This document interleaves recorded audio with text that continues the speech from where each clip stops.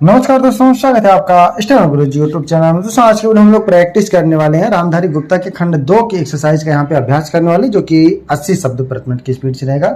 और इस क्रम में आपका ये तीसरा वीडियो है। ठीक है, सभी वीडियो आपको इसी प्लेलिस्ट में मिल जाएंगे। आप प्लेलिस्ट को फॉलो करते रहेंगे तो क्रम वाइज सारे वीडियो आपको यहाँ पे मिलते रहेंगे। इस क्रम में ये तीसरा वीडियो है। ठीक है, और खंडे का भी वीडियो हमने अपलोड कर दिया है 100 शब्द प्रति मिनट की स्पीड से, जो कि एक्सरसाइज 1 से लेकर 100 तक के सभी एक्सरसाइज हैं वहाँ पे। तो आप जाके उसको प्रैक्टिस कर सकते हैं। और इसमें जो आउटलाइन देगा और इसी प्रणाली में है। आउटलाइन आपको अच्छी लगे तो अपने डिक्टेशन में प्रयोग कर सकते हैं, अदरवाइज आप आउटलाइन अपनी वही बनाइएगा जो आप आसानी से बना सकें और पढ़ सकें। वीडियो पसंद आए तो वीडियो को लाइक कर देना, चैनल पर पहली बार आए तो सब्सक्राइब करके नोटिफिकेशन बेल ऑन रखना, जिससे इंपॉर्टेंट वीडियो आपसे मिस ना हो। इसके अलावा दोस्तों, अगर आप डेली डिक्टेशन चाहते हैं तो आप चाहें तो चैनल का मेंबरशिप ले सकते हैं या पेड ग्रुप को ज्वाइन कर सकते हैं। अधिक जानकारी के लिए आप हमें मेल कर सकते हैं। हमारी मेल आईडी है study4stenographer@gmail.com। तो ज़्यादा समय न लेते हुए चलिए स्टार्ट करते हैं। डिक्टेशन को लिखने के बाद अपना बहुमूल्य सुझाव हमें कमेंट बॉक्स में जरूर देना, और प्ले लिस्ट में आपको क्रमवाइज वीडियो मिल जाएगी। तो चलिए रेडी, 5 सेकेंड, स्टार्ट। महोदय, कोसी नदी जिसे शोक और दुख का सूचक माना जाता है, इस वर्ष फिर अपने प्रकोप से महान हानि का कारण बनी। अब इस नदी पर काबू पाने और इसकी उपद्रवी लीला समाप्त करने के लिए भी योजना तैयार हो गई है। इस योजना की रूपरेखा तैयार हो चुकी है और निर्माण का काम हाथ में लिया जा चुका है। आशा है इस योजना के निर्माण से बड़े पैमाने पर जनसाधारण को सेवाएं उपलब्ध होंगी। जब यह नया परीक्षण सफल होगा तो महान योजनाओं के निर्माण में और भारत की महान जनशक्ति के उपयोग के संबंध में हमारी जानकारी और अनुभव में महत्वपूर्ण वृद्धि होगी।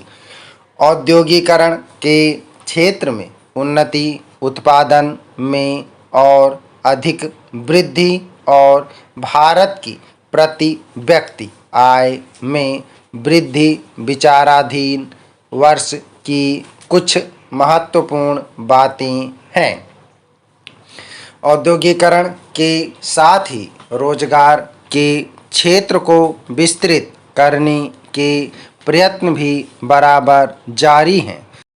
कुटीर उद्योगों और घरेलू धंधों को प्रोत्साहन देकर औद्योगिकरण और रोजगार में समुचित संतुलन स्थापित करने का प्रयास किया जा रहा है। यह बात सभी स्वीकार करते हैं कि यदि भारत के जनसाधारण को उदासीनता और हार मानने की भावना से मुक्त करना है तो बढ़ती हुई बेरोजगारी को दूर करने का उपाय करना होगा। इस दिशा में घरेलू उद्योग धंधे बहुत से लोगों को आंशिक या पूर्ण उपयोगी काम देकर इस समस्या का बहुत कुछ समाधान कर सकते हैं। इसीलिए पंचवर्षीय योजनाओं में पुराने घरेलू उद्योगों को पुनर्जीवित करने और चालू कुटीर उद्योगों को प्रोत्साहन देने की व्यवस्था की जा रही है। विदेशी मामलों के क्षेत्र में हमारी सफलता और भी अधिक है। हमारी नीति, जिसे मैं सक्रिय और सोद्देश्य तटस्थता की नीति कहना चाहता हूँ, वास्तविक व्यवहार में किसी भी देश अथवा यहाँ के लोगों को अपना शत्रु ना समझने की नीति है। इस नीति के फलस्वरूप हमें विश्व शांति के पक्ष की कुछ सेवा करने का अवसर मिला है। हम प्रसन्न और आभारी हैं कि संसार के राष्ट्रों में भारत का स्थान इतना ऊंचा है। इंडोचीन निरीक्षण और नियंत्रण अंतर्राष्ट्रीय आयोग की अध्यक्षता हमने स्वेच्छा से स्वीकार की है और हमारे नागरिक यथासाध्य उस देश में शांतिपूर्ण निर्वाचन संबंधी समस्याओं का सामना कर रहे हैं। हम सभी राष्ट्रीय अथवा अंतर्राष्ट्रीय समस्याओं का निपटारा शांतिपूर्ण ढंग से चाहते हैं।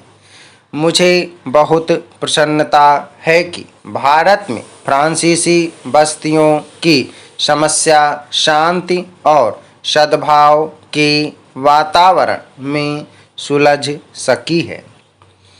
शांतिपूर्ण प्रणाली की सफलता का वह एक महत्वपूर्ण उदाहरण है। दुर्भाग्य से भारत में पुर्तगाली बस्तियों की ऐसी ही समस्या को सुलझाने की दिशा में प्रगति नहीं की जा सकी।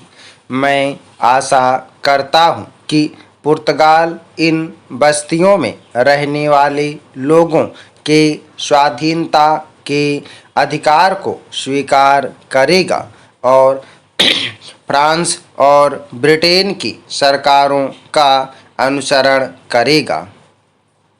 जैसे ही यह वर्ष समाप्त हो रहा है, हम अपने सबसे निकट के पड़ोसी पाकिस्तान के साथ अपने संबंधों में अपने सुखद परिवर्तन देखते हैं। पाकिस्तान के लिए हमारे हृदय में सदैव से पूर्ण सद्भावना और शुभकामनाएं हैं। महोदय, बच्चों को जो ज्ञान प्राप्त हो वह अनुभव से प्राप्त हो, न कि केवल स्मरण शक्ति पर आश्रित रहकर रटाई द्वारा। उन्होंने सोचा था और उच्चतम शिक्षा शास्त्रियों का भी यही विचार है कि इस प्रकार से प्राप्त ज्ञान बच्चों में जागरूकता, कार्यकुशलता, स्वतंत्र भावना पैदा करता है, जो इस जीवन के संग्राम में बहुत सहायक हो सकता है। दूसरा मौलिक विचार उनका यह था कि इस प्रकार की शिक्षा इस देश के लिए अनुकूल ही नहीं बल्कि अनिवार्य है। बच्चों से जो कुछ भी काम कराया जाए वह उत्पादक काम हो और उससे जो कुछ भी पैदा हो उससे शिक्षा का व्यय यदि पूरा नहीं तो अधिकांश निकल सके, क्योंकि यदि शिक्षा का व्यय दूसरे प्रकार से निकालने का प्रयत्न किया जाएगा तो वह बोझ इतना बड़ा होगा कि शिक्षा सार्वजनिक नहीं बन सकेगी। पिछले वर्षों में जो कुछ भी विचार किया गया था या प्रयोग करके देखा गया, उससे जहाँ तक मैं समझता हूँ वही निष्कर्ष निकाला जा सकता है जो पहले सम्मेलन में हुई बहस से निकाला जा सकता था। हमारे शिक्षा शास्त्रियों ने इस पद्धति की अनुकूलता और श्रेष्ठता तो मान ली थी, पर उनकी दृष्टि में इसके द्वारा शिक्षा का व्यय निकालना असंभव ही नहीं, अनुचित भी था। प्रयोग से देखा गया है कि इस पद्धति की उपयोगिता है और इससे पूरा नहीं तो अधिकांश व्यय निकाला जा सकता है। यह मैं प्राथमिक और माध्यमिक शिक्षा के संबंध में कह रहा हूँ। उच्च कोटि की शिक्षा के संबंध में अभी प्रयोग नहीं के बराबर हुआ है, इसलिए उसके संबंध में अभी कुछ भी कहना संभव नहीं है। इतना होते हुए भी हम देखते हैं कि इस पद्धति को उतना प्रोत्साहन नहीं मिला और न इसका उतना प्रचार ही हुआ जितना होना चाहिए था और जितना स्वराज्य प्राप्ति के बाद हम कर सकते थे। इसका कारण जहाँ तक मैं समझता हूँ यही है कि इसकी उपयोगिता प्रमाणित होने पर भी पुरानी पद्धति पर जो आस्था थी वह अभी दूर नहीं हुई है और इसी कारण शिक्षा के काम में जो व्यक्ति लगे हुए हैं उनका ना तो इस ओर ध्यान गया है और न उन्होंने इस विषय पर गहराई से चिंतन ही किया है। समाप्त। ओके दोस्तों, आप लोग इसको प्रैक्टिस करिएगा। सभी लोग मैटर को प्रैक्टिस और ट्रांसक्राइब करेंगे। खंड 2 का मैटर है 80 शब्द प्रति मिनट की स्पीड से है, तो सभी लोग लिखेंगे। एक बारी छूटेगा, 2 बारी 3 बारी लिखेंगे, जरूर लिख लेंगे। उम्मीद है कि दोस्तों वीडियो आपको पसंद आया होगा, तो वीडियो को लाइक कर देना और अगर अभी तक आपने हमारे चैनल को सब्सक्राइब नहीं किया तो प्लीज़ सब्सक्राइब करके नोटिफिकेशन बेल ऑन करना। और दोस्तों अगर आप डेली डिस्कशन चाहते हैं तो आप चाहें तो चैनल का मेंबरशिप ले सकते हैं या हमारे पेड ग्रुप को ज्वाइन कर सकते हैं। अधिक जानकारी के लिए आप हमें मेल कर सकते हैं। हमारी मेल ID है studyforstenographer@gmail.com।